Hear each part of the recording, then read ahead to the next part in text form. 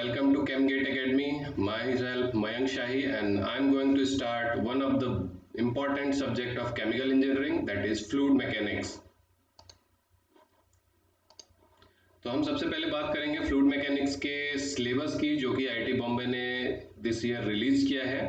उसमें हम देखेंगे कि जो हमारे नए एडिशन हुए हैं जो हमारे सिलेबस के अंदर, उसमें जो एक टॉपिक ऐड हुआ है वो सरफेस टेंशन करके हुआ है। तो हमें सरफेस टेंशन को प्रॉपर पढ़ना है। साथ में हम देखेंगे कि ट्रांसपोर्ट प्रॉपर्टीज पे काफी फोकस किया गया है, ट्रांसपोर्ट प्रॉपर्टीज की बात की गई है, इसको हम पढ़ेंगे। ये एक एडिशनल पार्ट जुड़ा है इसमें। इसके साथ ही हम देखेंगे तो यहाँ इक्वेशन ऑफ मोशन की बात की गई है, इक्वेशन ऑफ मैकेनिकल एनर्जी की, इक्वेशन ऑफ कंटिन्यूटी की बात की गई है, जो कि हम जनरली पढ़ते थे पहले भी, बट यहाँ पे इस बार स्पेशल एम्फेसिस दिया गया है, तो हमें इसको बहुत ही प्रॉपरली पढ़ना है। इसके बाद हम देखेंगे तो यहाँ पे एक एडिशनल टर्म और ऐड किया गया है, दैट इज वेलोसिटी प्रोफाइल की बात की गई है, जो कि पहले हम पढ़ते थे फिर भी इसमें ऐड किया गया है। इसका ऐड करने का पर्पज यही है कि इस पे हमें ज़्यादा फोकस करना है, इस पे और भी डीप क्वेश्चंस आ सकते हैं जिसमें हमें अपने कॉन्सेप्ट्स को क्लियर रखना है, उसको प्रॉब्लम्स को सॉल्व करने के लिए एग्जाम के अंदर। ये हमारा कंप्लीट फ्लूइड मैकेनिक्स का सिलेबस है, जो कि मेंशन है ब्रोशर में। हम इसको अपने हिसाब से अपने स्टडी के लिए एक प्रॉपर पैटर्न में डिवाइड करेंगे और उसको हम फॉलो करेंगे।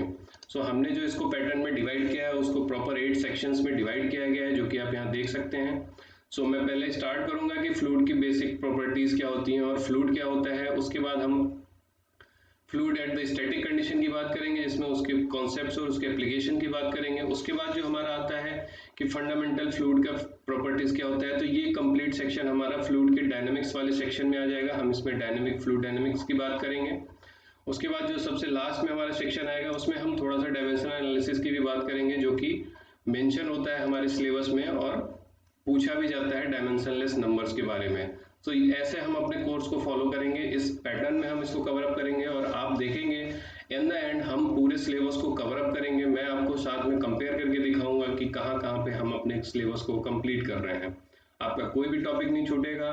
आई एम श्योर आप इसके लिए कॉन्फिडेंट रहें। पूरा लेक्चर अटेंड करने के बाद आप देखोगे कि आपका कोई भी एक भी टॉपिक बाकी नहीं रहेगा सिलेबस का, और आप 100% कॉन्फिडेंट रहोगे न्यूमेरिकल या थ्योरेटिकल प्रॉब्लम्स को अटेम्प्ट करने के लिए गेट में।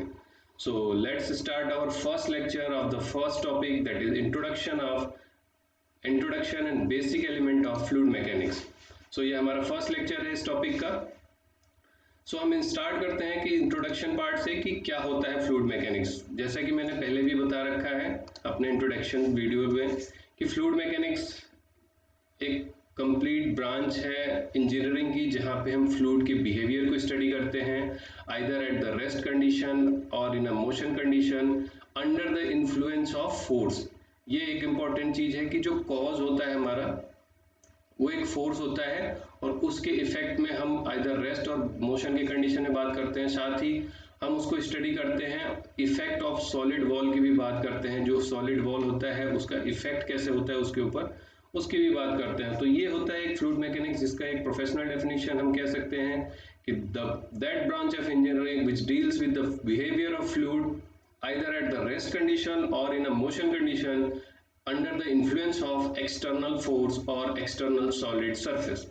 ये होता है हमारा फ्लूइड मैकेनिक्स का प्रोफेशनल डेफिनेशन। ये एक फंडामेंटल सब्जेक्ट है केमिकल इंजीनियरिंग का और इसका यूज यूनिट ऑपरेशंस में आएगा। आप जब देखोगे, जब इंडस्ट्री में जाओगे, तो जहां भी कहीं पे भी मास का फ्लो हो रहा होगा, हीट का फ्लो हो रहा होगा, तो वहां मोमेंटम का, दैट मीन्स कि फ्लूइड का फ्लो हो रहा होगा।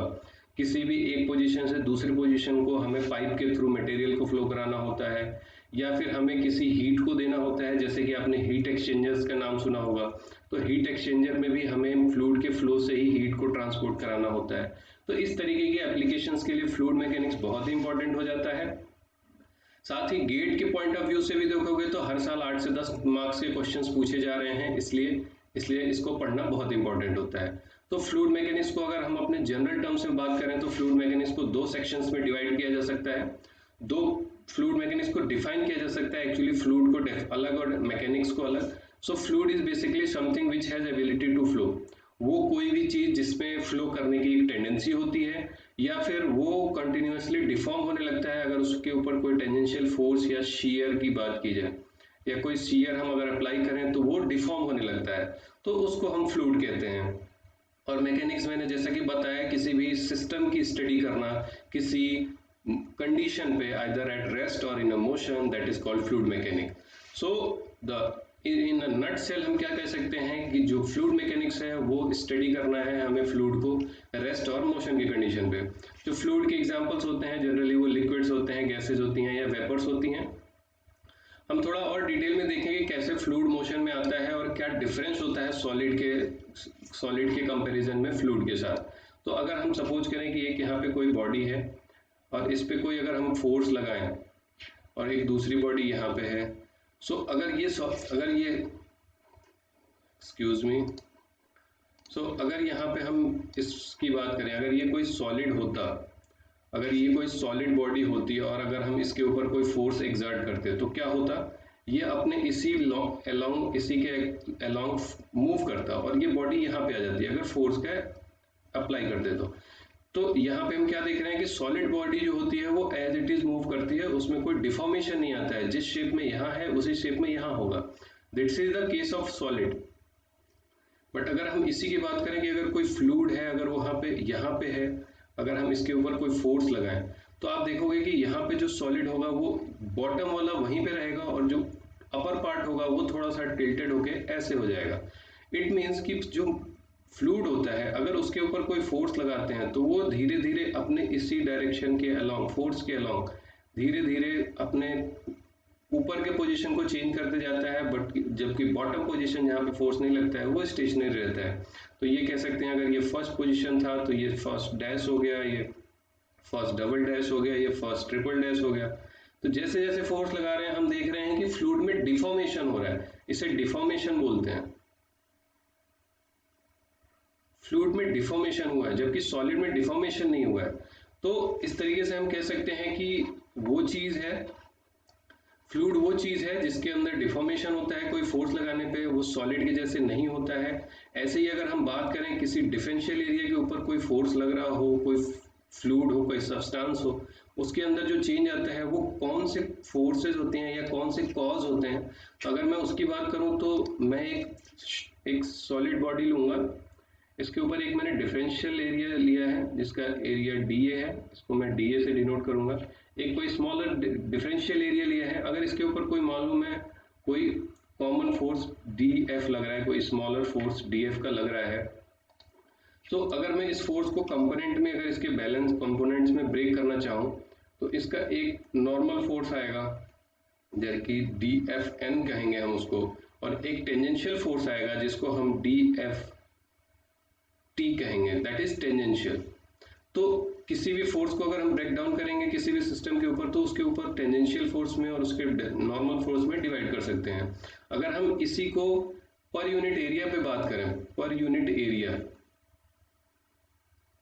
तो आपको पता होगा कि अगर मैं इसको बात करूं d F n upon d A की, डेल्टा डी ए कह सकते हैं हम, अगर इसकी लिमिट की कंडीशन में बात करें तो ये जो निकल के आता है इसे हम नॉर्मल स्ट्रेस कहते हैं। तो जो फोर्स पर यूनिट एरिया की बात होती है वो स्ट्रेस बन जाता है। और ऐसे ही अगर हम लिमिट की बात करें, लिमिट टेंजेंशियल फोर्स की बात करें, D F T A by D A की बात करें, जो कि टेंजेंशियल वाली की बात है जहाँ पे d A tends to zero है, डिफरेंशियल है, तो ये बन जाता है हमारा शियर स्ट्रेस। तो हम देखेंगे कि हमने जब अभी डिफाइन किया कि बॉडी में जो डिफॉर्मेशन आता है वो टेंजेंशियल फोर्स की वजह से आता है, और दिस टेंजेंशियल फोर्स जब अगर हम पर यूनिट एरिया के टर्म्स में बात करेंगे तो शियर स्ट्रेस बन जाता है, जिसको हम टाउ से भी डिनोट करते हैं। तो हमारा जो पूरा फोकस होगा वो इस बात पे होगा कि अगर कोई फ्लूइड फ्लो कर रहा है तो उसके अंदर एक शियर स्ट्रेस होगा, और अगर शियर स्ट्रेस है तो यहाँ पे शियर रेट या शियर स्ट्रेस स्ट्रेन की भी बात करते हैं, शियर रेट कह सकते हैं या शियर स्ट्रेन भी बोल सकते हैं, जहां हम डिफाइन करते हैं कि ओरिजिनल लेंथ डिनोमिनेटर में और change in length delta L in numerator.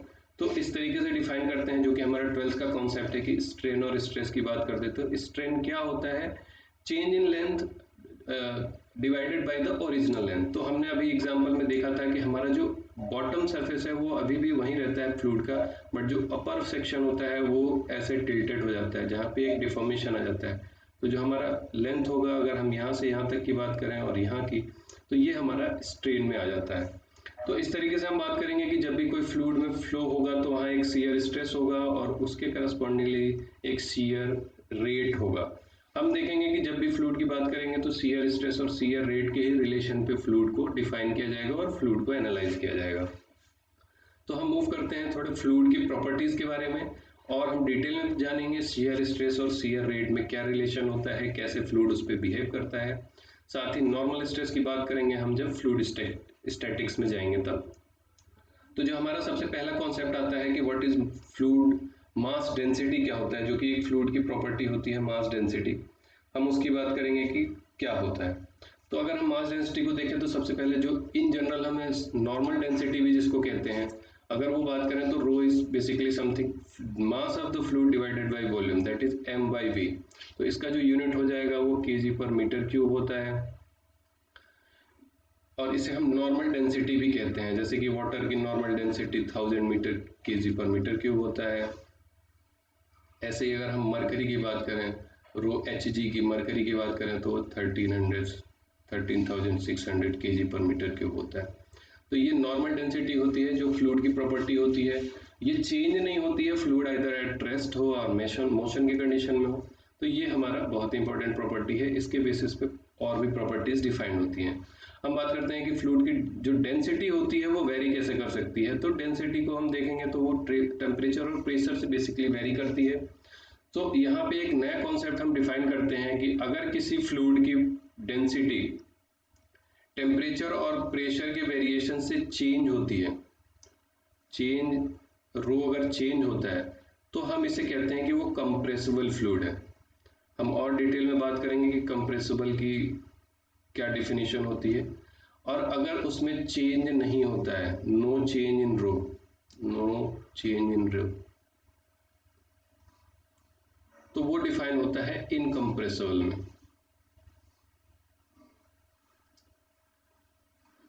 यहां से हम कह सकते हैं कि कंप्रेसिबल फ्लूइड और इनकंप्रेसिबल फ्लूइड को जो अलग अलग डेफिनेशन में बात करें, तो वो फ्लूइड जिसकी डेंसिटी में प्रेशर और टेम्परेचर के वेरिएशन से चेंज आता है, सिग्निफिकेंट चेंज आता है, वो कंप्रेसिबल फ्लूइड कहलाते हैं। और जिसकी डेंसिटी में प्रेशर और टेम्परेचर की वजह से सिग्निफिकेंट चेंज नहीं आता है, वो इनकंप्रेसिबल कहलाते हैं। इन जनरल अगर हम बोलेंगे तो जो कंप्रेसिबल होते हैं वो गैसेज होती हैं जो कि कंप्रेसिबल होती हैं, और जो लिक्विड्स होते हैं, लिक्विड्स की बात करें तो वो इनकंप्रेसिबल होती हैं in general. I am not saying कि हमेशा, बट इन जनरल ऐसे होते हैं। तो हम देखेंगे कि जब भी हमारी स्टडी होगी हमेशा इनकंप्रेसिबल फ्लूइड की बात होगी, कभी भी हम कंप्रेसिबल फ्लूइड को स्टडी नहीं करेंगे अपने पूरे सिलेबस में। कंप्रेसिबल फ्लूइड कंप्लीटली एक अलग ही ब्रांच बन जाता है जो कि एरोस्पेस साइंस कहलाता है, या एरोडायनामिक्स का पार्ट होता है, जहाँ पे हम फ्लाइट्स की, जेट्स की और रॉकेट्स की बात करते हैं, तब कंप्रेसिबल फ्लूइड का कॉन्सेप्ट आता है। हमारे कंप्लीट सिलेबस में इनकंप्रेसिबल फ्लूइड है, हम सिर्फ इनकंप्रेसिबल फ्लूइड की बात करेंगे। ओके, हम ये हमारे मास डेंसिटी की बात हो गई। नेक्स्ट जो प्रॉपर्टी आती है कि वेट डेंसिटी क्या होता है। तो वेट डेंसिटी जैसे कि डेफिनेशन से ही समझ में आता है कि वेट डेंसिटी किसी भी फ्लूइड की वेट डिवाइडेड बाय उसका वॉल्यूम। अगर वेट की बात करें तो वो mg होता है, mg/v की बात कर सकते हैं। और m को अगर रो इंटू वी के टर्म्स में लिखें तो रो वी और रो वी को हम डिवाइड कर सकते हैं। तो यहाँ पे अगर हम मास को लिखें तो that is rho into V g/v and that is rho g. तो ये हमारा होता है वेट डेंसिटी। रो जी से हम डिफाइन करते हैं वेट डेंसिटी को। और इसका अगर हम यूनिट देखेंगे, जो वेट डेंसिटी है उसका यूनिट जो बात करेंगे वो हो जाएगा हमारा Nm/m³। अगर हम इसकी बात करें यूनिट की, यूनिट आप निकाल भी सकते हो, Nm/m³ हो जाएगा इसका यूनिट। इसका यूज आएगा जब हम इस fluid at the static condition पे बात करेंगे। और यहाँ पर अगर हम बात करेंगे वाटर के बारे में, तो वाटर का जो अगर रो हम W ऑफ वाटर की बात करेंगे, तो जैसा कि मैंने बताया H2O की बात करेंगे तो डेंसिटी जो होती है वो 1000 होती है और 9.81 दैट इज 9810। ये हो जाएगी वेट डेंसिटी ऑफ वाटर। ऐसे ही अगर हम उसकी बात करें मरकरी की तो 366 इंटू 9.81, तो ये वाटर की हो जाए मरकरी की हो जाएगी। तो ये वेट डेंसिटी होता है। इसका यूज जब भी डेफिनेशन में पूछ लिया जाता है 1 नंबर के क्वेश्चंस में कभी कभी कि find out the weight density. Next thing is a specific volume. Specific volume क्या होता है? पर यूनिट मास का जो वॉल्यूम होता है। अगर हम अपने मास को यूनिट कर दें तो जो वॉल्यूम होता है वो दैट इज V/m से हम इसको डिनोट करेंगे, और ये 1/रो भी कहलाता है, इनवर्सली प्रोपोर्शनल ऑफ रो भी कहलाता है, दैट इज मीटर क्यूब पर केजी। तो ये एक टर्म है जो कि पूछा जा सकता है, तो इसको हम पढ़ते हैं। और कोई इसका सिग्निफिकेंस नहीं है, जस्ट एक डिफिनीशन है जिसको हमें देखना है। इसके बाद जो हमारा टर्म आता है वो होता है स्पेसिफिक ग्रेविटी की बात करते हैं कि स्पेसिफिक ग्रेविटी क्या होता है। तो स्पेसिफिक ग्रेविटी को अगर हम बोलेंगे तो स्पेसिफिक ग्रेविटी की बात करेंगे तो डेंसिटी और स्पेसिफिक किसी भी फ्लूइड का डिवाइडेड बाई कोई स्टैंडर्ड फ्लूइड, या फिर ऐसे ही हम बात करेंगे W/W स्टैंडर्ड फ्लूइड। मीन्स कि जो स्पेसिफिक ग्रेविटी होती है वो किसी रेफरेंस के पॉइंट से हम उसको ऑब्जर्व करते हैं। लाइक कि अगर हमारा रेफरेंस इन जनरल क्या होता है? वाटर होता है। तो किसी भी फ्लूइड का वाटर के रेफरेंस में उसकी ग्रेविटी क्या है, उसकी स्पेसिफिक ग्रेविटी को हम डिफाइन करते हैं। जैसे कि अगर हम यहाँ पे वाटर की स्पेसिफिक ग्रेविटी की बात करें, स्पेसिफिक ग्रेविटी ऑफ वाटर, तो हमें पता है कि उसका स्टैंडर्ड जो हमारा वाटर है, वाटर का 1000 होता है, और 1000 उसी का हो जाएगा, सो इसका 1 हो जाएगा।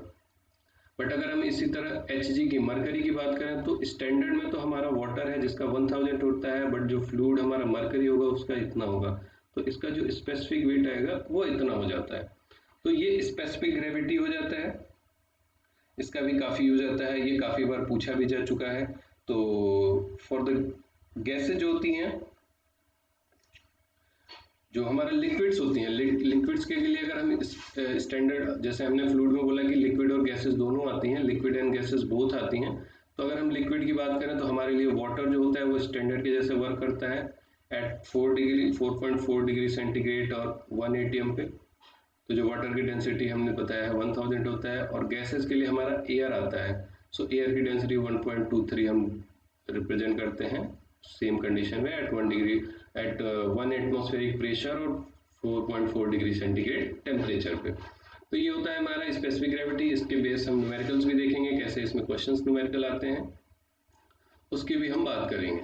तो जैसे कि यहाँ पे एक क्वेश्चन दिया है, मैं आपको 30 सेकेंड का टाइम दूंगा, आप इसको एक बार अटेम्प्ट करें, फिर मैं इसको सॉल्व करूंगा।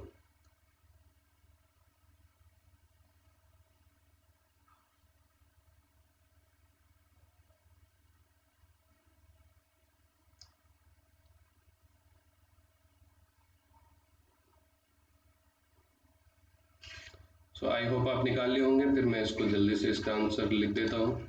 जैसे पहली बात पूछा गया है कि स्पेसिफिक वेट की बात की गई है। स्पेसिफिक वेट की क्या बात होगी? Specific weight is W, that is defined by weight divided by volume. तो स्पेसिफिक वेट की W की बात होगी तो वेट डिवाइडेड बाय वॉल्यूम की बात होगी। तो जो वेट यहाँ पे दिया हुआ है 7 न्यूटन दिया हुआ है, और वॉल्यूम को हम SI यूनिट में लेंगे तो लीटर को जो होगा वो 10⁻³ हो जाएगा मीटर क्यूब। तो यहाँ पे आएगा 7 × 10⁻³ ये हमारा स्पेसिफिक वेट हो जाएगा। स्पेसिफिक वेट की जो बात की गई है, डेंसिटी की बात की जाएगी तो डेंसिटी हमारा वेट अपॉन जी हो जाएगा। जैसे कि हमें पता है कि वेट क्या होता है, तो स्पेसिफिक वेट डिवाइडेड बाय अगर हम जी करेंगे तो वो हमारा डेंसिटी बन के आएगा, और वो हो जाएगा जैसे हमारा वेट दिया गया है 7, हमने अभी वेट निकाला 7 × 10⁻³ और जो 9.81 दिया हुआ है, तो यहाँ से हमारा जो निकल के आता है 713.5 kg पर मीटर क्यूब डेंसिटी हमारा हो जाएगा। और ऐसे ही जब हम लास्ट में स्पेसिफिक ग्रेविटी की बात करेंगे तो डेंसिटी डिवाइडेड बाय डेंसिटी, तो अभी जो हमारा डेंसिटी निकल के आया है वो 713.5 निकल के आया है, और डिवाइडेड बाय स्टैंडर्ड हम वाटर लेंगे तो ये डिवाइड कर देंगे तो 0.7135 आ जाएगा। तो ये हमारा स्पेसिफिक ग्रेविटी हो जाएगा। तो इस तरीके के क्वेश्चंस 1 नंबर में पूछे जाते हैं गेट में, और ये गेट का इस क्वेश्चन है। तो इस तरीके के क्वेश्चंस के लिए आपको डेफिनेशन बस याद रखना है, आप बहुत ही ईजिली इसमें मार्क्स गेन कर सकते हैं। नेक्स्ट प्रॉपर्टी जो आती है इन जनरल, जो डायनेमिक कंडीशन में हमेशा जिसकी बात होती है, जब फ्लूइड एट द मोशन होता है तब उसकी बात होती है, और उसे हम फ्लूइड विस्कोसिटी कहते हैं। और इसका इन बेसिक डेफिनेशन ये है कि जो फ्लूइड के फ्लो को रेजिस्ट करता है उसे हम विस्कोसिटी कहते हैं। तो यहाँ पे विस्कोसिटी को जानने से पहले हम विस्कोसिटी के कॉज को पढ़ें कि जब कोई फ्लूइड फ्लो करता है तो क्या इफेक्ट आता है विस्कोसिटी की वजह से, फिर हम विस्कोसिटी को डिफाइन करने की पोजीशन में आ पाएंगे। तो जैसा कि अगर हम कहें कि यहाँ पे एक सॉलिड सरफेस है जिसके ऊपर कोई फ्लूइड का फ्लो हो रहा है, यहाँ से फ्री स्ट्रीम आ रही है फ्लूइड की, और ये एज स्टार्ट हो रहा है यहाँ से फ्लूइड का फ्लो होना, तो आप देखोगे कि जैसे ही फ्लूइड यहाँ पे सरफेस पे स्टार्ट होती है, यहाँ पे जो सबसे फर्स्ट लेयर होती है वहाँ पे फ्लूइड स्टिक हो जाता है, जैसे कि नो स्लिप कंडीशन हम बोलते हैं। मीन्स कि जो कांटेक्ट में आ जाता है वो सरफेस के साथ चिपक जाता है और वो फ्लो नहीं करता है, उसकी वेलोसिटी जीरो हो जाती है। ऐसे ही देखेंगे कि अगर यहाँ पे हमारा free stream velocity you not होता है, तो जैसे जैसे हम ऊपर की तरफ बढ़ते जाते हैं, इस सॉलिड की वजह से एक इफेक्ट आता है इस फ्लूइड के अंदर, और जो वेलोसिटी होता है वो अफेक्टेड होने लगता है सॉलिड की वजह से, और इस डायरेक्शन में बढ़ने लगता है। तो हम कह सकते हैं कि जो इफेक्ट होता है जो सॉलिड का, वो सॉलिड के पास सबसे ज़्यादा होता है। धीरे धीरे सॉलिड के दूर जाते हैं तो जो सॉलिड का इफेक्ट है वो मिनिमाइज होने लगता है, और एक पोजीशन के बाद वो अपने फ्री स्ट्रीम को अचीव कर लेता है। तो ये जो वेलोसिटी में एक वेरिएशन आया होता है, ये जो आता है वो फ्लूइड के प्रॉपर्टी दैट इज विस्कोसिटी की वजह से आता है। तो हमने क्या बोला, विस्कोसिटी फ्लूइड की वो प्रॉपर्टी है जो उसको फ्लो करने से रेजिस्ट करती है। यहाँ आप देख सकते हैं कि जो इनलेट स्ट्रीम आई थी वो हमारा फ्री स्ट्रीम थी, जहाँ पे हर जगह वेलोसिटी यू नॉट थी, बट जैसे ही वो किसी सॉलिड के कांटेक्ट में आई, अपनी प्रॉपर्टी की वजह से उसके वेलोसिटी में एक प्रोफाइल जनरेट हो गया, एक वेरिएशन जनरेट हो गया, और वो प्रॉपर्टी कहलाता है जिसकी वजह से फ्लूइड में एक प्रोफाइल वेलोसिटी प्रोफाइल जनरेट होता है, जिसे हम विस्कोसिटी कहते हैं। तो अगर हम किसी पर्टिकुलर लोकेशन पे जाके अगर हम उस वेलोसिटी प्रोफाइल के स्लोप की बात करेंगे, अगर ये हमारा वेलोसिटी प्रोफाइल है जैसा कि मैंने कहा, तो अगर हम इसका अगर कोई ग्रेडियंट लिखना चाहेंगे तो ये वेलोसिटी है हमारी एक्स एक्सिस पे, और वाई एक्सिस एक्स एक्सिस पे वेलोसिटी है और वाई एक्सिस पे हमारा वाई है। तो अगर हम इसका स्लोप लिखेंगे तो वो हो जाएगा d y by d u, और ये कंटिन्यूसली इंक्रीजिंग है, हम देख सकते हैं यहाँ पे कंटिन्यूसली इंक्रीज कर रहा है स्लोप। बट अगर इसका रिवर्स लेंगे तो वो हमारा सीयर रेट कहलाता है, that is D you by जो डी वाई होता है, ये हमारा सीयर रेट कहलाता है, या वेलोसिटी ग्रेडियंट भी जिसको कहते हैं। तो हमने देखा कि जो फ्लूइड फ्लो होता है उसके अंदर ये जो स्लोप है वो कंटिन्यूसली इंक्रीजिंग है, इट मीन्स कि जो इसका रिवर्स है वो कंटिन्यूसली डिक्रीजिंग है। तो हम यहाँ पे ग्राफ प्लॉट करके दिखा रहे हैं कि जो वेलोसिटी ग्रेडियंट होता है या सीयर रेट होता है वो वाई के रिस्पेक्ट में कंटिन्यूसली डिक्रीज करता है जैसे ही हम फार फ्रॉम द वॉल जाते हैं, मतलब कि सॉलिड सरफेस से जितना ही दूर जाते हैं वेलोसिटी ग्रेडियंट गिरता डिक्रीज होता है जबकि वेलोसिटी बढ़ता है। तो इस तरीके से हम कह सकते हैं कि हमारा जो मोशन होता है उसका जो कॉज होता है वो कॉज धीरे धीरे घट रहा है, बट अभी भी कॉज है इसलिए उसकी वेलोसिटी बढ़ रही होती है। तो हम इस तरीके से बात करते हैं। तो यहाँ पे हमने जो बात किया कि जो ये वेलोसिटी का एक प्रोफाइल जनरेट हुआ वो किसकी वजह से हुआ, वो विस्कोसिटी की वजह से हुआ। तो विस्कोसिटी को हम कह सकते हैं कि वो एक ऐसी प्रॉपर्टी है जिसकी वजह से जो फ्लूइड का बिहेवियर है सॉलिड सरफेस पे वो डिफरेंटली बिहेव करता है, और दैट इज कॉल्ड विस्कोसिटी। अब जो विस्कोसिटी होती है वो न्यूटन्स लॉ के भी टर्म्स में डिफाइन होती है। तो यहाँ पे हम पहले न्यूटन्स लॉ की बात कर लेंगे। तो न्यूटन्स लॉ कहता है कि shear रे स्ट्रेस जो होता है, जैसा कि मैंने पहले डिफाइन किया, किसी बॉडी के ऊपर जो टेंजेंशियल फोर्स लगता है पर यूनिट एरिया वो शियर स्ट्रेस कहलाता है, और उसके अकॉर्डिंग जो बॉडी में डिफॉर्मेशन आता है वो शियर रेट आता है। तो न्यूटन्स लॉ ऑफ विस्कोसिटी कहता है कि जो शियर रेट होता है, जो शियर स्ट्रेस होता है और शियर रेट होता है किसी बॉडी में, वो एक दूसरे के डायरेक्टली प्रोपोर्शनल होते हैं। ये न्यूटन्स लॉ का हाइपोथेसिस है, न्यूटन्स लॉ का ये स्टेटमेंट है। तो इसको अगर हम प्रोपोर्शनलिटी कांस्टेंट को हटाते हैं तो यहाँ पे जो एक नया टर्म प्रोपोर्शनलिटी की जगह पे आता है वो हमारा विस्कोसिटी का टर्म आता है। तो यहाँ पे हम इस तरीके से भी विस्कोसिटी को डिफाइन कर सकते हैं कि स्ट्रेस और जो ग्रेडियंट का जो रेशियो होता है D you by d you, that is called viscosity. अगर हम मैथमेटिकल टर्म में बात करें तो किसी भी बॉडी के अंदर जो स्ट्रेस होता है और उसके अंदर के स्ट्रेन रेट के रेशियो को हम विस्कोसिटी कहते हैं। ये भी हमारा एक तरीका हो सकता है विस्कोसिटी को डिफाइन करने के लिए। और यहाँ पे अगर हम यूनिट की बात करें विस्कोसिटी की तो यहीं से निकाल सकते हैं, सिंस हमारा जो स्ट्रेस है वो फोर्स पर यूनिट एरिया है और जो वेलोसिटी है उसकी यूनिट्स हमें पता है। तो अगर हम इसके एसआई यूनिट में बात करें तो उसका जो एसआई यूनिट निकल के आता है वो पास्कल सेकेंड आता है। ये एसआई यूनिट होता है, प्लीज माइंडेड कि ये एसआई यूनिट है। और अगर एमकेएस यूनिट की बात करेंगे, एमकेएस यूनिट सिस्टम की बात करेंगे तो केजी पर मीटर सेकेंड होता है। तो ये हमारा यूनिट होता है विस्कोसिटी का। हम और डिटेल में देखेंगे विस्कोसिटी का, बट ये हमारा जो बेसिक है उसको हमें याद रखना है। साथ में अगर हम इसी न्यूटन्स लॉ में अगर ग्राफ को प्लॉट करना चाहें स्ट्रेस शियर स्ट्रेस और शियर रेट के बीच में, तो जो हमारा स्लोप आता है दैट इज कॉल्ड विस्कोसिटी, हम यहाँ इक्वेशन से देख सकते हैं। और ये कांस्टेंट वैल्यू होती है न्यूटन्स लॉज ऑफ विस्कोसिटी में, मीन्स कि न्यूटोनियन फ्लूइड्स होती हैं जो, उसके अंदर ये कांस्टेंट होता है। तो हमने देखा कि यहाँ जो यूनिट आया है वो पास्कल सेकेंड आया है एसआई यूनिट में, इसका यूनिट हम निकाल सकते हैं। तो अब हम बात करेंगे, अगर हम उसी को, जैसा कि अभी मैंने बताया कि जो हमारा एसआई यूनिट में था वो पास्कल सेकेंड था और एमकेएस में केजी पर मीटर सेकेंड था। अगर हम इसको सीजीएस में कन्वर्ट करें, सीजीएस सिस्टम है जहां आपको पता है जो केजी है वो ग्राम्स में चला जाता है, जो मीटर है वो सेंटीमीटर में आ जाता है। तो अगर हम इसमें इसको कन्वर्ट करें तो जो इसका यूनिट बनता है, जो हमारा म्यू है, इसका जो यूनिट आता है वो जो बन के आता है ग्राम पर centimetre second. This is called poised. जो केजी पर फोर्स जो होता है, हमारा जो न्यूटन है, जो एसआई यूनिट है पास्कल सेकेंड से अगर हम उसकी बात करें तो जो हमारा फोर्स में अगर हम सीजीएस सिस्टम में बात करेंगे तो ये डाइन पर सेकेंड सेंटीमीटर स्क्वायर बन के आता है and that is called poised. तो एक पॉइस होता है 1 डाइन सेकेंड पर सेंटीमीटर स्क्वायर।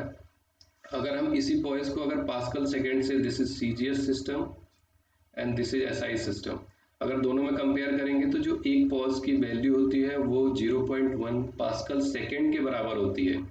इसको आप याद रखेंगे, इसकी जरूरत पड़ती है कभी भी जब भी आपका म्यू का डेफिनेशन दिए, म्यू की वैल्यू दी जाएगी वो हमेशा पॉइज और सेंटी पॉइज में दिया जाएगा। इसको सीपी से भी डिनोट करते हैं, 100 cP, 1 poise equal to 100 cP. तो जब भी आप म्यू की बात करेंगे तो उसको सेंटी पॉइज में बात किया जाएगा। और जनरली म्यू की जो वैल्यू होती है वो बहुत ही लेस देन 1 होती है, in the order of 10 to the power -3 के टर्म्स में होती है। तो जब भी ऐसे बात किया जाएगा तो सेंटीपॉइस की बात की जाएगी। तो अगर मैं कहूँ कि वाटर की बात करें तो अगर जो वाटर का जो म्यू होता है, म्यू ऑफ वाटर,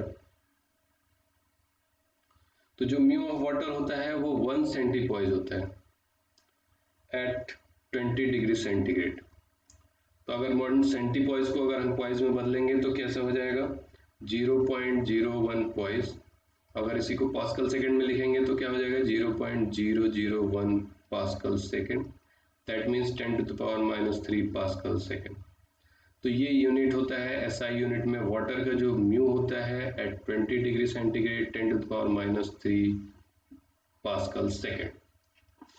इसको आपको याद रखना है, म्यू का वाटर का म्यू अक्सर पूछा गया है एग्जाम्स में, तो आप उसको याद रखेंगे इसकी वैल्यू को। और इस तरीके से हमें इसका जो कन्वर्जन है वो हमें क्लियर होना चाहिए कि कैसे हम उसको कन्वर्ट करते हैं, पॉइस को पास्कल सेकेंड में या सेंटी पॉइस को पास्कल सेकेंड में। तो ये आप याद रखें इस चीज़ को और आगे आपका काम आएगा। तो अब नेक्स्ट जो चीज़ आती है, जैसा कि मैंने अभी हमने पढ़ा विस्कोसिटी, और उसको एक नाम और देते हैं डायनेमिक विस्कोसिटी।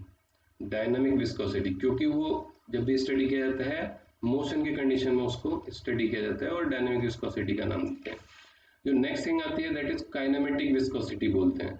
ये कुछ नहीं होता है, ये रिप्रेजेंटेशन का तरीका होता है जहां हम वेलोसिटी को डेंसिटी से डिवाइड कर देते हैं, तो जो पैरामीटर बन के आता है उसे विस्कोसिटी कहते हैं। और इसको हम मोमेंटम डिफ्यूजिविटी भी बोलते हैं। इसका एक रीजन ये भी है कि जब भी हम और किसी सिस्टम की बात करें, जैसे कि अगर हम हीट ट्रांसफर की सिस्टम की बात करें तो वहां आपने देखा होगा एक के आता है जिसे हम थर्मल डिफ्यूजिविटी बोलते हैं। ऐसे ही अगर हम मास ट्रांसफर की बात करेंगे तो वहां एक टर्म आता है D, that is mass diffusivity of mass कहते हैं। तो इनके सिमिलरली हमें कोई फ्लूइड में एक पैरामीटर को डिफाइन करना था जिसे हम काइनेमेटिक विस्कोसिटी या मोमेंटम डिफ्यूजिविटी के टर्म्स में डिफाइन करते हैं, और जिसको हम डिफाइन करते हैं म्यू डिवाइडेड बाई रो से। तो जब इसका यूज तब आता है जब हम कोरिलेशन पढ़ेंगे कि फ्लूइड का, हीट का और मास का एक दूसरे से क्या कोरिलेशन है। तो ऐसी कंडीशन का स्टडी करते समय हमें काइनेमेटिक विस्कोसिटी को देखना होता है। अगर काइनेमेटिक विस्कोसिटी के अगर यूनिट की बात करें तो इसका यूनिट हम यहाँ से निकाल सकते हैं, और इसका जो यूनिट आता है वो मीटर स्क्वायर पर सेकेंड आता है। आप इनका के की भी यूनिट देखेंगे तो मीटर स्क्वायर पर सेकेंड आता है। अगर डिफ्यूजिविटी की भी यूनिट देखेंगे तो मीटर स्क्वायर पर सेकेंड आता है। तो तीनों पैरामीटर्स जो होते हैं वो सेम यूनिट में होते हैं, इसलिए इनका एक साथ कंपैरिजन किया जा सकता है और इनका एक साथ एनालॉगी पढ़ते हैं हम। आप बाद में उस चीज़ को एनालाइज करोगे, जब आप हीट, फ्लूइड और मास कंप्लीट करोगे तो एक एनालॉगी पढ़ोगे जिसमें आप तीनों को कोरिलेट करोगे। जैसा कि आपने अभी म्यू में देखा कि हमें उसे सीजीएस सिस्टम में हम उसे पॉइज में कन्वर्ट कर लिए थे, वैसे ही यहाँ पे सीजीएस सिस्टम में हम कन्वर्ट करते हैं मीटर स्क्वायर पर सेकेंड को सेंटीमीटर सेकेंड में, और जो वो निकल के आता है हम उसे स्ट्रोक्स बोलते हैं। तो एक स्ट्रोक जो होता है वो हमारा 1 सेंटीमीटर स्क्वायर पर सेकेंड होता है। तो अगर हम इसको 1 मीटर स्क्वायर पर सेकेंड की बात करें तो 10⁴ स्ट्रोक्स हो जाता है। ST से डिनोट करते हैं स्ट्रोक्स को, या 1 स्ट्रोक बराबर कहें तो 10⁻⁻⁴ मीटर स्क्वायर पर सेकेंड होता है। तो ये हमारा यूनिट है, इसको हमें याद रखना है। ऐसे क्वेश्चंस में आप जब भी देखोगे तो विस्कोसिटी को पॉइज या सेंटीपॉइज में डिनोट किया गया होगा, वैल्यू दी गई होगी, या काइनेमेटिक विस्कोसिटी हमेशा स्ट्रोक्स में डिफाइन की गई होगी, या उसकी में स्ट्रोक्स में उसकी वैल्यू दी गई होगी। तो आप इसको हमेशा याद रखेंगे जब भी न्यूमेरिकल्स लगाएंगे, और इसको अपने दिमाग में तैयार रखेंगे। जो नेक्स्ट थिंग आता है कि वेरिएशन कैसे होता है विस्कोसिटी का। तो हम विस्कोसिटी के वेरिएशन के बारे में बात करेंगे कि कैसे विस्कोसिटी का वेरिएशन होता है विद टेम्परेचर या प्रेशर कह सकते हैं। तो जो फ्लूइड होता है, अगर हम सबसे पहले लिक्विड्स की बात करें तो लिक्विड्स में हम कहते हैं जो उसका विस्कोसिटी होता है, म्यू जो होता है, वो स्ट्रॉन्ग फंक्शन होता है टेम्परेचर का। यहाँ जैसे कि डेफिनेशन में लिखा हुआ है that is a strong function of temperature. इसका क्या मतलब है कि अगर हमें टेम्परेचर में कोई वेरिएशन करते हैं तो उसके करस्पॉन्डिंगली जो डेंस म्यू है हमारा, दैट इज विस्कोसिटी है, उसमें काफ़ी ज़्यादा का चेंज आता है, और वो इस तरीके के कोरिलेशन को होल्ड करता है। इन जनरल जो लिखते हैं वो ऐसे भी लिखते हैं 1/1 plus alpha T plus alpha 1 T square, something like that. तो हम इस तरीके से इनवर्सली प्रोपोर्शनल होल्ड करता है। दैट इज जब हम टेम्परेचर को बढ़ाते हैं किसी लिक्विड के तो उसकी जो विस्कोसिटी है वो घटती है। अगर हम ऐसे कहें तो इस तरीके का इक्वेशन होल्ड करता है, जहाँ हमारा म्यू होता है वो टेम्परेचर के हिसाब से घटता जाता है। इसके पीछे जो लॉजिक दिया जाता है कि क्या लॉजिक होता है, तो हम कहते हैं कि जैसे ही इसमें टेम्परेचर बढ़ाते हैं तो टेम्परेचर बढ़ाने के साथ क्या होता है कि इसके जो मॉलिक्यूल्स होते हैं, इन जनरल हम अगर काइनेटिक थ्योरी ऑफ गैसेस की बात करें तो टेम्परेचर बढ़ाने से क्या होता है कि जो मॉलिक्यूल्स होते हैं उसकी काइनेटिक एनर्जी बढ़ती है और उसकी वजह से उसका मूवमेंट बढ़ता है। बट इसके केस में हम कहते हैं तो मूवमेंट के बढ़ने की वजह से उसकी विस्कोसिटी को चेंज होना चाहिए, बट यहाँ पे kinetic theory of gases applicable नहीं होता है। यहाँ पे एप्लीकेबल होता है कि टेम्परेचर के बढ़ने से उसके में एक एक्सपेंशन हो जाता है। जो फ्लूइड होता है, जो लिक्विड्स होती हैं, आपको पता है कि गैस के कंपेरिजन में वो काफ़ी कंडेंस होती हैं और सॉलिड और ज़्यादा कंडेंस्ड होता है। तो जैसे ही हम टेम्परेचर बढ़ाते हैं सो लिक्विड में क्या होता है कि एक्सपेंशन होता है।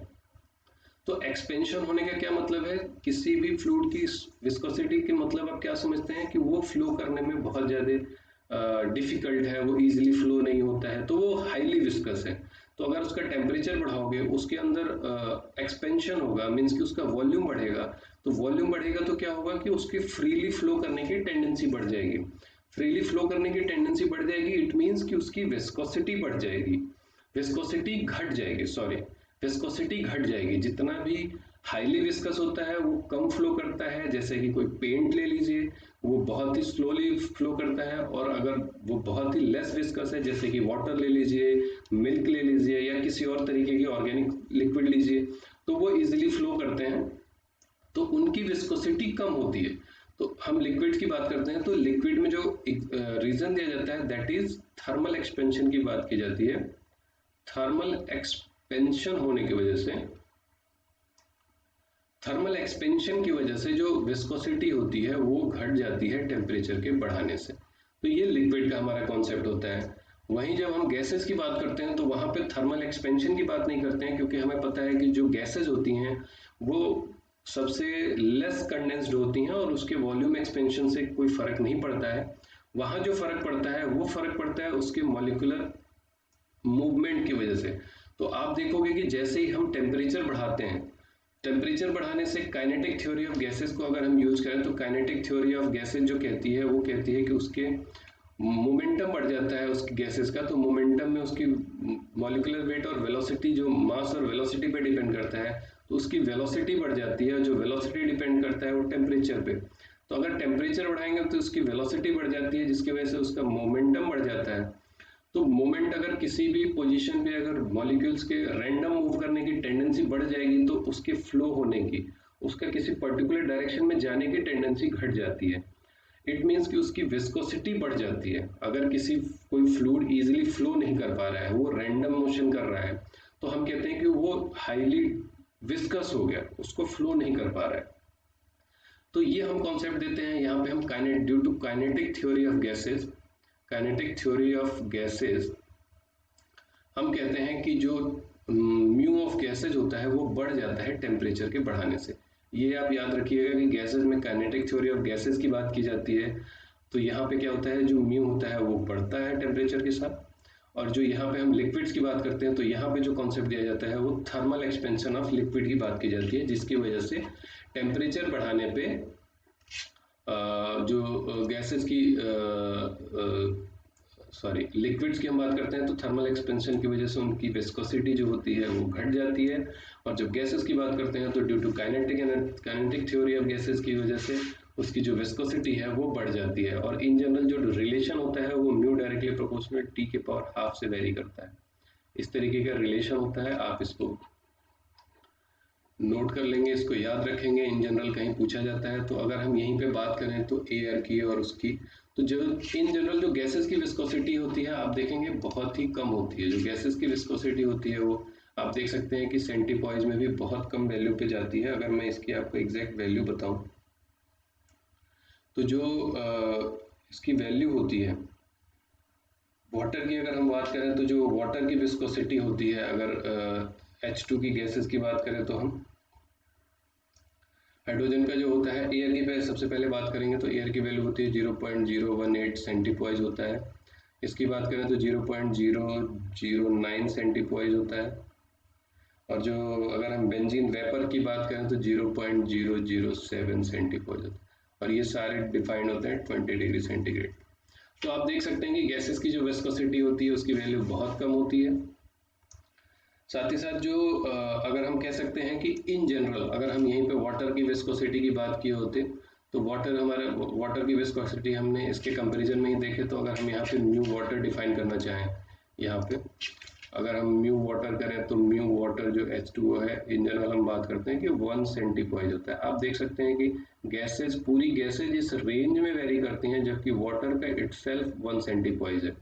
तो इसके बेसिस पे हम ये भी कह सकते हैं कि जो लिक्विड्स होती हैं वो विस्कस होती हैं, हाईली विस्कस होती हैं, जबकि गैसेज होती हैं वो लेस विस्कस होती हैं। तो लिक्विड्स में हम बात करेंगे तो लिक्विड्स होती हैं वो हाईली विस्कस कह सकते हैं, much greater viscous than gases at the same temperature. तो ये जो 1 सेंटीपॉइज की बात की गई ये भी 20 डिग्री सेंटीग्रेड पे डिफाइंड होता है। तो इस तरीके से हम डिफाइन कर सकते हैं। एक और जो इम्पोर्टेंट चीज यहाँ पे आती है वो ये आती है कि विस्कोसिटी ऑफ गैसेज जो होती है वो इंडिपेंडेंट ऑफ प्रेशर होती है। एक पर्टिकुलर लिमिट तक जो प्रेशर का इफेक्ट होता है वो विस्कोसिटी पे नेग्लिजिबल होता है, बट बहुत ज़्यादा हायर प्रेशर पे जाने के बाद जो विस्कोसिटी होती है वो प्रेशर के साथ बढ़ती है। अगर आपसे पूछा जाता है कि इन जनरल बताइए तो आप उसको बोलेंगे कि इंडिपेंडेंट होता है, बट अगर बहुत हायर प्रेशर की कंडीशन पे बात की जाएगी तो आप बोलोगे कि बढ़ता है। तो इसी के बेसिस पे एक क्वेश्चन है जो कि हम देख लेते हैं। यहाँ पे हम क्वेश्चन की बात कर लेते हैं। यहाँ पे जो हमारा एक क्वेश्चन दिया हुआ है कि एक लुब्रिकेंट है, जो कि 100 time viscous more viscous than water है, सो इसकी विस्कोसिटी पास्कल सेकेंड में क्या हो जाएगी। अगर हम इसकी बात करें कि वो 100 टाइम मोर विस्कस है, तो वाटर की विस्कोसिटी हमने पास्कल सेकेंड में क्या देखा था, पास्कल सेकेंड में विस्कोसिटी याद है आपको। यहाँ पे आप देखोगे कि पास्कल सेकेंड में हमने बोला था कि वो 10⁻³ के ऑर्डर का होता है, और यहाँ पे वो 100 टाइम विस्कस है। 100 टाइम मोर विस्कस मीन्स कि 100 टाइम्स मल्टीप्लायर, तो इसकी जो वैल्यू आएगी वो 0.1 आएगी। तो उसकी जो पास्कल सेकेंड में उसकी वैल्यू हो जाएगी वो 0.1 होगी। ठीक है, तो इस तरीके से आपको यूनिट में याद रखना है। विस्कोसिटी की बात यूनिट में काफ़ी डिटेल में की जाती है। जो हमारा नेक्स्ट आता है कि नो स्लिप बाउंडिंग कंडीशन, एक ये कंडीशन होता है जिसको हम बहुत ही शॉर्ट में देख लेते हैं, जिसका हमें ज़्यादा डिटेल नहीं पढ़ना है, क्योंकि हमेशा हमारा जो फ्लो होगा वो नो स्लिप बाउंड्री कंडीशन को होल्ड करेगा। हालांकि कुछ जगह पे बाउंड्री स्लिप बाउंड्री कंडीशन भी होता है, वहाँ पे एक अलग तरीके के कॉन्सेप्ट और अलग तरीके की थ्योरी आ जाती है, जिसको हम एंड में सिलेबस के बाद आपको थोड़ा सा उसका हिंट देंगे, जो कि हायर स्टडीज में आप पढ़ाया जाता है स्लिप कंडीशन पे भी। बट जो हमारा कंप्लीट स्टडी है वो नो स्लिप बाउंड्री कंडीशन को होल्ड करेगा। वो सिंपली ये कहता है कि अगर कोई फ्लूइड का फ्लो हो रहा है, तो जो सॉलिड सरफेस टच में आता है फ्लूइड के, वहाँ पे जो कॉन्टेक्ट सरफेस होता है ड्यू टू इंटरफेशियल फिनोमिना, जो वेलोसिटी होती है वो रेस्ट के कंडीशन में होती है। ऐसा एक्सपेरिमेंटली भी ऑब्जर्व किया गया है। हम कहते हैं कि सरफेस पे स्टिक कर जाता है और जीरो वेलोसिटी होती है सरफेस पे, और जीरो वेलोसिटी होने की वजह से, मैंने जैसा बतलाया कि यहाँ पे जीरो वेलोसिटी होने की वजह से जो फ्री स्ट्रीम होता है वो हायर वेलोसिटी पे होता है, तो इस तरीके से एक वेलोसिटी प्रोफाइल जनरेट हो जाती है। तो नो स्लिप बाउंड्री कंडीशन भी एक कंडीशन बोल सकते हैं वेलोसिटी प्रोफाइल के जनरेट होने की। और हम कहते हैं कि जहाँ तक इस नो स्लिप सॉलिड की वजह से जो इफेक्ट आता है, जहाँ तक जिस पॉइंट तक, तो जिस रीजन में वेलोसिटी प्रोफाइल जनरेट होता है, ये पूरा रीजन जो कहलाता है वो बाउंड्री लेयर कहलाता है। बाउंड्री लेयर हमारा सिलेबस में है, हमें बाउंड्री लेयर को काफ़ी डिटेल में स्टडी करना है। इसको हम अपने सब लास्ट सेक्शन में 7th सेक्शन में हम इसको कवर अप करेंगे, जो हमने पहले मेंशन कर रखा है। तो वहाँ पे हम बाउंड्री लेयर की बात करेंगे। बस हमें यहाँ पे सिंपली ये जानना है कि बाउंड्री लेयर उस लेयर को कहते हैं जहाँ तक कि वेलोसिटी में चेंज होता है, जहाँ तक कि वेलोसिटी प्रोफाइल होती है। जहाँ पे वेलोसिटी यूनिफॉर्म हो जाती है वहाँ पे बाउंड्री लेयर नहीं होता है। बाउंड्री लेयर केवल वेलोसिटी प्रोफाइल के अंदर आता है। ठीक है, तो अब इस तरीके से अगर हम बात करेंगे तो यहाँ पे हमारा जो फ्लूइड आता है, अब इस बेसिक प्रॉपर्टी के ऊपर जो हमारा आइडियल फ्लूइड की बात की जाती है, जो कि इन जनरल एग्जिस्ट नहीं करता है। बट अगर हम बात करें कि आइडियल फ्लूइड क्या होता है, तो आइडियल फ्लूइड वो फ्लूइड होता है जो कि इनकम्प्रेसिबल होता है। इनकम्प्रेसिबल का मतलब कि उसका जो डेंसिटी होता है वो वेरी नहीं करता है टेम्परेचर और प्रेशर के साथ। उसकी विस्कोसिटी जीरो होती है, मीन्स कि उसकी फ्लो को रेजिस्ट करने की जो प्रॉपर्टी होती है वो नेग्लिजिबल होती है या जीरो होती है। तो इस कंडीशन में अगर कोई फ्लूइड फ्लो कर रहा है तो उसे हम कहते हैं कि वो एक आइडियल फ्लूइड है। इस डेफिनेशन को आप याद रखिएगा। एक और टर्म दिया जाता है रेनॉल्ड्स नंबर, जो कि एक फ्लो पैरामीटर है, जो जिसके बेसिस पे आप देखेंगे लेमिनार फ्लो और टर्बुलेंट फ्लो को डिफाइन किया जाता है। बट मैं सिर्फ यहाँ पे एक डेफिनेशन बता रहा हूँ। Rho D we upon mu से डिफाइन होता है, जहाँ रो फ्लूइड की डेंसिटी होती है, डी पाइप की डायमीटर होती है, वी वेलोसिटी होती है, और जो म्यू होता है वो विस्कोसिटी होती है। तो अगर आप यहाँ देखोगे तो रेनॉल्ड्स नंबर की अगर बात करोगे तो आइडियल फ्लूइड के लिए जहाँ मैंने बोला कि म्यू जीरो होता है, तो जो रेनॉल्ड्स नंबर होगा वो इनफाइनाइट हो जाएगा। ये एक बहुत ही इंपॉर्टेंट चीज़ है, आप याद रखना। ये ऑब्जेक्टिव में पूछा जाता है, कई बार वाइवा में भी पूछा जाता है, जो कि इन जनरल हम गलत आंसर देते हैं कि रेनॉल्ड्स नंबर जीरो होगा आइडियल फ्लूइड का। हम कहेंगे रेनॉल्ड्स नंबर जीरो नहीं होता है, उसकी विस्कोसिटी जीरो होती है आइडियल फ्लूइड का, और इसलिए रेनॉल्ड्स नंबर इनफाइनाइट होता है आइडियल फ्लूइड के कंडीशन में। तो ये हमारा आइडियल फ्लूइड होता है। आप याद रखिएगा इसके दो जो मेन पैरामीटर्स हैं या कंडीशन कह सकते हैं आइडियल फ्लूइड होने का, वो ये होती हैं। जो नेक्स्ट थिंग आती है कि अगर वही आइडियल फ्लूइड का फ्लो हो रहा है तो पोटेंशियल फ्लो कहला जाता है। और पोटेंशियल फ्लो का अगर डेफिनेशन में बात करेंगे तो neither circulation nor eddy formation, means कि जो उसका फ्लो हो रहा है फ्लूइड का वो एक 1 बाई 1 लेयर की तरफ फ्लो हो रहा है, न कि एक दूसरे को इंटरसेक्ट करते हुए फ्लूइड फ्लो कर रहे हैं, तो वो हमारा एक पोटेंशियल फ्लो कहलाता है। और दूसरी कंडीशन ये होती है कि उसमें कोई फ्रिक्शनल लॉस नहीं होता है। फ्रिक्शनल लॉस बेसिकली विस्कोसिटी की वजह से होता है, और अगर उसमें कोई विस्कोसिटी नहीं है तो उसमें कोई मैकेनिकल लॉस एनर्जी का नहीं होता है। तो ये दो कंडीशन होती हैं जो पोटेंशियल फ्लो की बात करते हैं। हमारा जो कंप्लीट स्टडी है वो हम पोटेंशियल फ्लो के बारे में बात नहीं करते हैं, क्योंकि अगर सिस्टम स्टडी आइडियल कंडीशन में है या फ्लूइड आइडियली फ्लो कर रहा है तो उसमें हमें ज़्यादा कुछ स्टडी करने के लिए नहीं होता है। हम जो भी स्टडी करते हैं, मैंने बताया अभी हम बाउंड्री लेयर के अंदर बात करते हैं, और बाउंड्री लेयर के अंदर पोटेंशियल फ्लो एग्जिस्ट नहीं करता है। जहां तक बाउंड्री लेयर होता है वहां तक वेलोसिटी प्रोफाइल होता है, वहां तक स्टडी करते हैं। उसके बाहर पोटेंशियल फ्लो एग्जिस्ट करता है, उसमें हम स्टडी नहीं करते हैं। तो ये होता है पोटेंशियल और आइडियल फ्लूइड की बात। अगर हम बात करें रियल फ्लूइड की, जो कि हमें स्टडी करना है, जो कि एग्जिस्ट करता है, जो कि हमारे पूरे स्टडी का मेन फोकस होगा, तो वहाँ जो होगा वो विस्कोसिटी ग्रेटर देन जीरो होगा, मीन्स कि उस फ्लूइड की कुछ ना कुछ विस्कोसिटी होगी, उसके साथ वो विस्कस फ्लो होगा। इस तरीके का जो फ्लो होता है उसे हम विस्कस फ्लो कहते हैं। पोटेंशियल फ्लो होता है जहाँ विस्कोसिटी जीरो होती है, बट जो विस्कस फ्लो होता है जहाँ पे विस्कोसिटी जीरो नहीं होती है। तो ये हमारा रियल फ्लूइड होगा, हमारा जो पूरा फोकस होगा वो रियल फ्लूइड के ऊपर होगा। ठीक है, तो अब इस तरीके से हम आगे मूव करते हैं। जहाँ पे क्वेश्चन दिया हुआ है, इस क्वेश्चन को हम क्विकली सॉल्व कर लेते हैं। इस क्वेश्चन में तो क्वेश्चन में दिया हुआ है कि viscosity of water at 40 degree पे क्या होगा। अब यहाँ पे आपको अपना एप्टीट्यूड यूज करना है। यहाँ पे आप 40 डिग्री सेंटीग्रेड पे आपको कोई वैल्यू बताएगा नहीं कि क्या होती है वैल्यू, तो आपको यहाँ पे अपना एप्टीट्यूड यूज करना है। तो मैं आपको यहाँ पे 15 सेकेंड का टाइम दूंगा, आप इसमें अपना आंसर फाइंड आउट करो, देन मैं आपको एक्सप्लेन करता हूँ।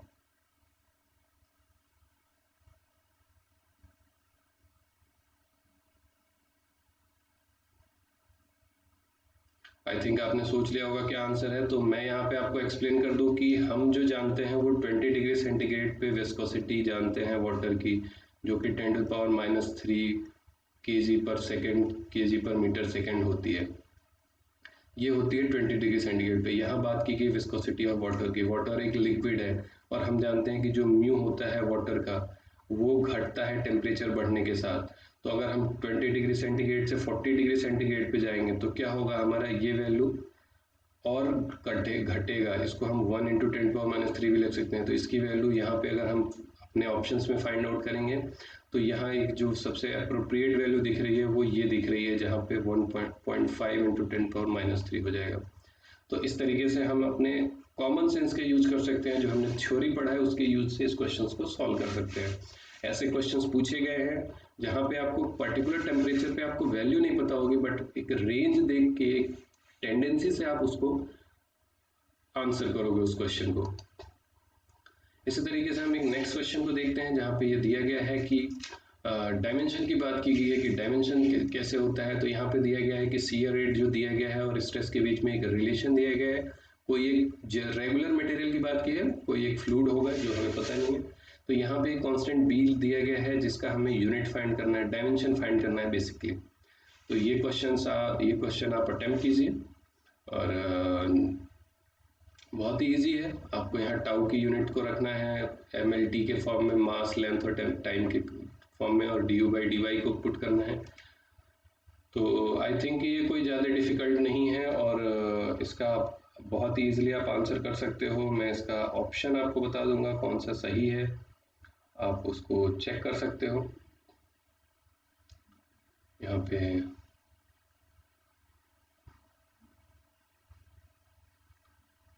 तो मैं आपको यहाँ पे आंसर बता देता हूँ। यहाँ मिस प्रिंट हो रखा है, यहाँ ml के ऊपर -1 आएगा और आंसर जो होगा वो हमारा डी पार्ट होता है। आप इसको फाइंड कर लीजिएगा। जो टाउ का डेफिनेशन होता है फोर्स पर यूनिट एरिया होता है, न्यूटन पर मीटर स्क्वायर हो जाएगा। ये du जो dy होता है उसका यूनिट मीटर पर सेकेंड डिवाइडेड बाई मीटर होता है, मीन्स की सेकेंड इनवर्स होता है। तो इस दोनों यूनिट को अगर आप mlt के फॉर्म में पुट करोगे तो आप देखोगे कि वो निकल के आता है, वो ml⁻⁻1 निकल के आता है। तो ये हमारा आंसर होगा, इसको आप अटेम्प्ट करेंगे। फिर एक नेक्स्ट क्वेश्चन आता है जहाँ पे दिया हुआ है कि काइनेमेटिक विस्कोसिटी। तो यहाँ पे बात की गई है काइनेमेटिक विस्कोसिटी को। आपको ध्यान में रखना है कि काइनेमेटिक विस्कोसिटी की बात हो रही है, इट मीन्स कि न्यू की बात हो रही है, ना कि म्यू की बात हो रही है। तो न्यू इज समथिंग μ/ρ, इस चीज़ को आप ध्यान में रखेंगे। आप क्वेश्चन को देखते हैं कि of a gas at 20 degree centigrade is this much, then its kinematic viscosity at 70 degree centigrade can be approximately in same unit। तो यहाँ पे आप क्या देखेंगे, गैसेस की बात की जा रही है। तो गैसेस की बात की जा रही है 20 डिग्री सेंटीग्रेड से हमें 70 डिग्री सेंटीग्रेड पे बात करना है। हम यहाँ देखेंगे न्यू की बात हो रही है, nu is directly proportional to mu. तो हम यहाँ कह सकते हैं कि जो म्यू होता है वो टेम्परेचर के साथ बढ़ता है गैसेस का। तो यहाँ पे देखेंगे 1.6 दिया हुआ है, 1.6 × 10⁻⁵ दिया हुआ है। तो जो भी विस्कोसिटी होगी इससे हायर होगी, तो पहला ऑप्शन तो सेम है जो कि गलत होगा, दूसरा ऑप्शन उससे कम है, तीसरा भी उससे कम है, और चौथा ऑप्शन सिर्फ है जो कि इससे ज़्यादा है 2.2 × 10⁻⁵। तो हमारा जो आंसर होगा वो डी ऑप्शन हो जाएगा। आई होप कि आपको ये क्लियर हो गया होगा कि कैसे हमने किया है। तो इस तरह के क्वेश्चंस पूछे जाते रहे हैं गेट में, आपको इस तरह के क्वेश्चंस के आंसर करने हैं, आपको एज इट इज़ कहीं वैल्यू नहीं मिलेगी, आप काफ़ी परेशान होंगे कि कहाँ दी गई होगी वैल्यू, बट यहाँ वैल्यू नहीं दी जाती है, यहाँ पे आपको एप्टीट्यूड आपका पूछा जाता है, आपको अप्रोच पूछने की कोशिश करता है एग्जामिनर। ऐसे एक नेक्स्ट क्वेश्चन दिया गया है जो कि हमें अटेम्प्ट करना है। तो पहले हम क्वेश्चंस को रीड करते हैं। A plate at 20.025 millimeter distance from a fixed plate move at a 60 centimeter per second and required a force of 2 Newton to maintain this speed. Determine the viscosity of the plate. यहाँ पे simple Newton's laws of viscosity का use हो रहा है। सो I hope कि आप इसको solve कर पाओगे। मैं आपको थोड़ा टाइम देता हूँ, आप इसको अटेम्प्ट कीजिए।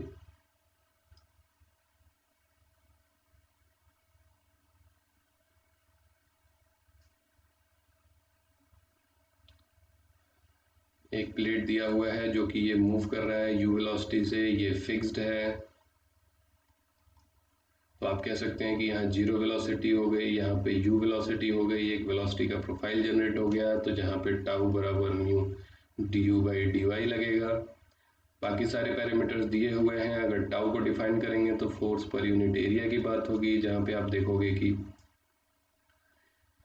फोर्स पर यूनिट 2 न्यूटन पर दिया हुआ है, 2 न्यूटन पर मीटर दिया हुआ है, म्यू हो जाएगा। यहाँ अगर डी की बात करेंगे तो दिया हुआ है आपका, बस इसको कन्वर्ट कर लेना आपको CGS में, सॉरी MKS में डिवाइड कर देना है डिस्टेंस से, तो 0.025 × 10⁻³ हो जाएगा। यहाँ से आपका म्यू निकलेगा। सॉल्यूशन आपका यहाँ पे भी दिया हुआ है, आप इसको प्रॉपरली देख सकते हो, ग्राफिकली इसको मैंने रिप्रेजेंट कर रखा है। So this is the first lecture of our fluid mechanics, जहाँ पे हमने फ्लूइड की डेफिनेशन की बात की और साथ ही साथ फ्लूइड की बेसिक प्रॉपर्टीज की बात की। सो आई होप कि आपको सारी चीज़ें क्लियर हो गई होंगी। अगर कहीं पे भी आपको कोई डाउट लगता हो तो आप बिना किसी डाउट के आप हमसे कांटेक्ट कर सकते हैं, आप हम अपने डाउट्स पूछ सकते हैं, और भी क्वेश्चंस चाहिए आपको सॉल्व करने के लिए तो I am always available for you. So I hope you enjoy this video. Thank you guys for watching this video completely. Thank you very much.